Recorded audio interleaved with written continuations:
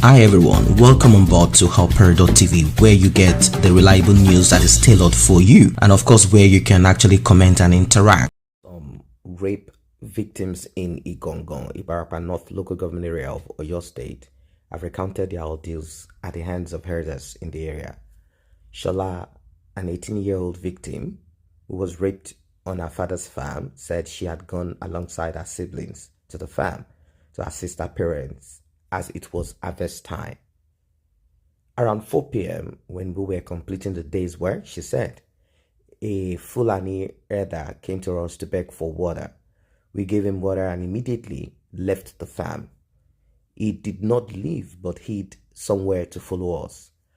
I was behind while my siblings were in front, she told Punch newspaper. Suddenly, somebody hit me with an object at the back. Before I knew it, and before I could pull myself in order, it pounced on me and ripped off my clothes. My siblings ran away to get help from the village, but before help could come, he had molested me sexually and fled. He said the criminal was caught, but she never got justice.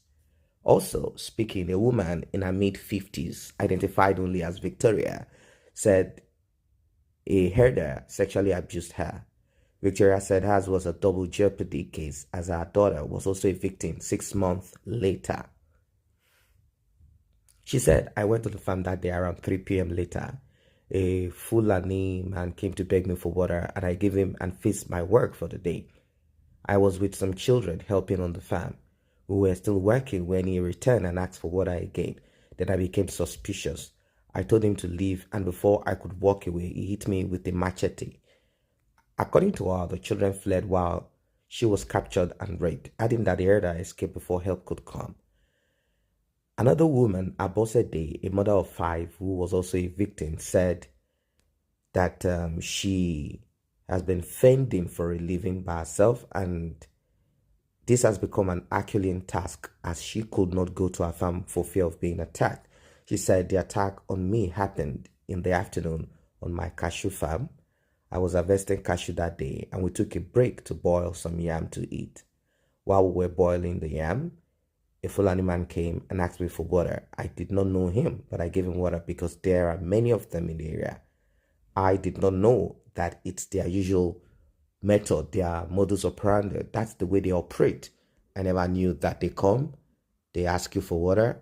Once you give them the water, they stay around to monitor, and the next thing they do is to pounce on you. So this has been their usual method. For another victim of rape by killer herdsmen, Sholakbe, our survival and escape was attributed to the mercy of God. She said, I went to the farm at Uluwoyo area of Agbarigbari that day when the incident occurred. While I was on the farm, the young Fulani man passed and greeted me and went his way. Not too long after, he returned and requested for the same water like others. In my own mind, I thought he was too shy to ask for water, and that was why he went away very quickly. I did not know he had an evil intention. She said before she could turn to give him water, he hit her with a machete. She went on all her fours as blood spilled out, and he still raped her in that condition. After the police waded in, the issue was resolved after pleas from the Fulani community. I haven't gotten over this yet. Justice was never served. The experience never left me. Meanwhile, the spokesperson for the police in the state, Olubenga Fadeyi, said if the rape cases were reported in the divisions there, Igongon and Ayete, investigation would commence on them. He also said such cases would be transferred to the SCID in Yagankun, Ibadan, for a discreet investigation to follow up on them and apprehend the suspect for prosecution. But we all know that nobody has ever gotten prosecuted. If you know of any, please do drop it in the comment section. Is there anybody that has gotten justice from this killer herdsmen who go around raping people? Now, the comments that trailed all of this comes from different regions of Nigeria, and it is even said that some of these herdsmen are not even the Fulani that we know in Nigeria, or the Hausas that we know in Nigeria. They said some of them are aliens. They are aliens from somewhere that the rest of them invited, since we do not have a border at all. So we cannot even say the border is porous. We don't have any at all. Someone said this is not the democratic government anymore. Federal government cannot arrest people for criticizing the government. People have the right to criticize the government. It's called freedom of speech. But when you criticize this government, as per what has been going on, you will not in any way get justice. You'll be attacked for criticizing them.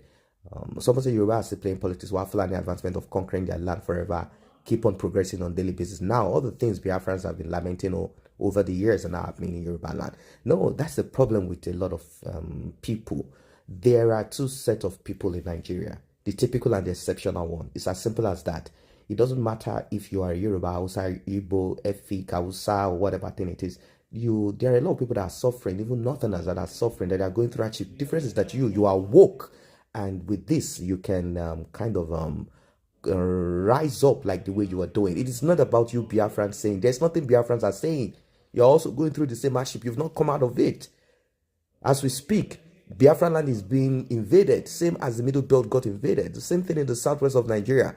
So it is not that they are playing politics. Who is playing politics? Is it the average, is it the woman, the farmer that got raped that is playing politics?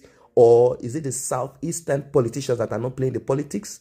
What are we talking about there? Is it the people in Biafran land that are not playing the politics? What are we talking? How can a farmer be playing politics? These are the people that are oppressed. Someone said the zoo is gone in this 21st century. Which country allow people to move cattle from one village to the other, destroy crops and other produce? Someone said some Yoruba leaders think that this menace will end if Tinubu becomes president, but this is not so.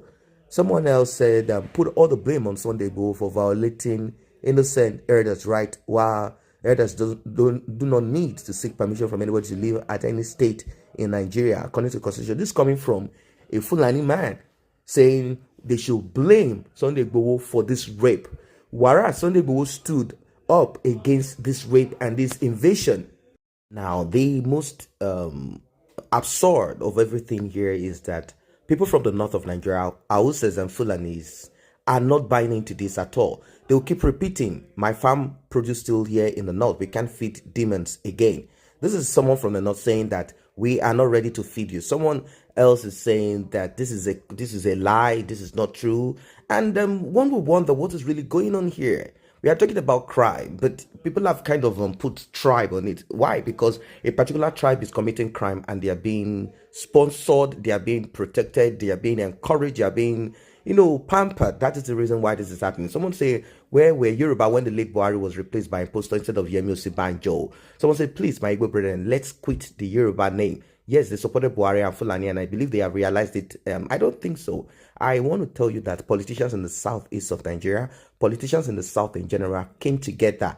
Are you telling me that the people that are part of PDP, you don't have them in the south, east of Nigeria? Let us be very wise. An average person does not have any decision to make when it comes to politics in Nigeria, because that is what it is. They are selected. They kind of come up with a kind of format. They sell that to you, and because they've taken off Israel, many people forget, and many people are typical Nigerians who embrace wickedness themselves.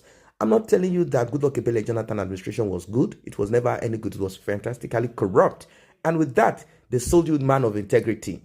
And they said he's a very strict Muslim. He's this and that. He's going to wash and kick off.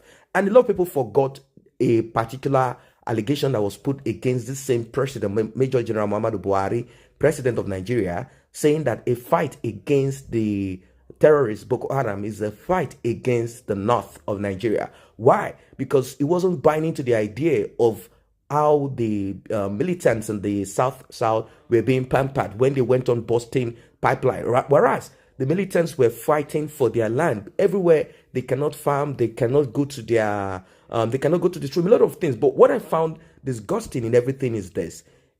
When the militants eventually got money, they got amnesty, got all of that, they did not put value back into the lives of the people who were frail, who were not there to fight. Till today, they are still looking for bribe whenever there is any oil, whatever it is that is going to be done there. Whenever there's a project, you see them, they all come out to collect a particular bribe. So it's the same thing. You have typical Nigerians and exceptional Nigerians. The typical Nigerians, you find them as political thugs. You find them as people who fight NSAS, peaceful NSAS protesters. You find them as politicians. You find them as police officers. The exceptional ones are the ones who rise outside of this rubbish and put things right. So let us get these things clearly right. But the bad part of this is that many of those people who got involved in this, these oppressed people, same as the northerners who are in IDP camps, now internally displaced people, persons, you will never find any form of justice for them. It is the oppressed that does not get justice, while the oppressor is giving money and patted at the back. This is terrible. I say a very big thank you to those who have taken time to subscribe to this channel, and if you're yet to subscribe, kindly tap on that subscription button and also the red bell icon so you will be notified whenever videos such as this are uploaded.